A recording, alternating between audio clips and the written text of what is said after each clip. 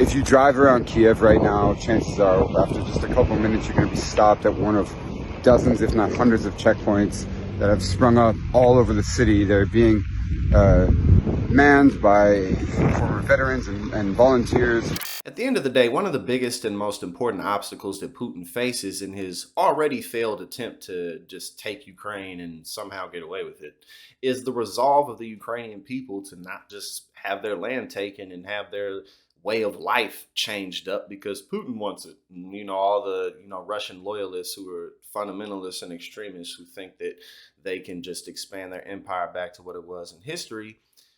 Other than that, ain't nobody feeling it. That's why the whole world has sanctioned the economy. That's why there's so much support for Ukrainians worldwide. Now, there's a lot to talk about there as well about who we choose to support people in different countries as they go through similar, if not identical, situations that Ukrainians are facing now. But that's a topic for another video. People are out here on the street. They're taking it very seriously. They say they're looking for Russian saboteurs. They're also doing things like making Molotov cocktails so that the people in these neighborhoods can use them should the Russians make it this far. I think an interesting question to ask is what's going to happen with all the tens of thousands of weapons and assault rifles that were handed out to Ukrainian citizens after this conflict comes to an end. It'll be rather difficult to just swoop in and take all the rifles back, which, would cost a lot of money and resources because you'd have to put people to task for it. But also just whatever ends up happening at the end of this, Ukraine itself, Russia itself, the whole world is going to be completely different.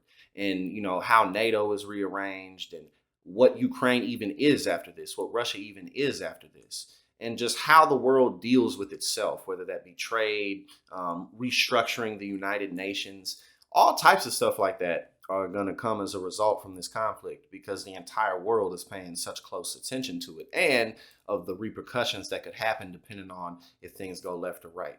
Throughout history, there's been many an example that sometimes good enough truly is just that. Sometimes getting more and attaining better is just a figment of one's own imagination.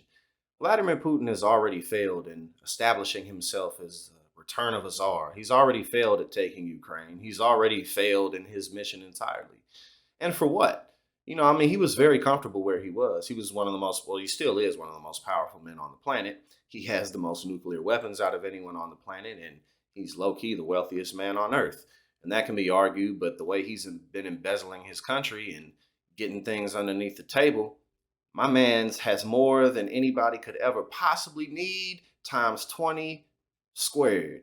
You know what I'm saying? That's how much my man's has. And nope, he needed more so badly that he's now screwed his legacy. He's now going to be remembered. He already wasn't going to be remembered that fondly, but now he's not only going to be remembered as a low down evil person, but also a dope who completely failed and ruined everything for nothing.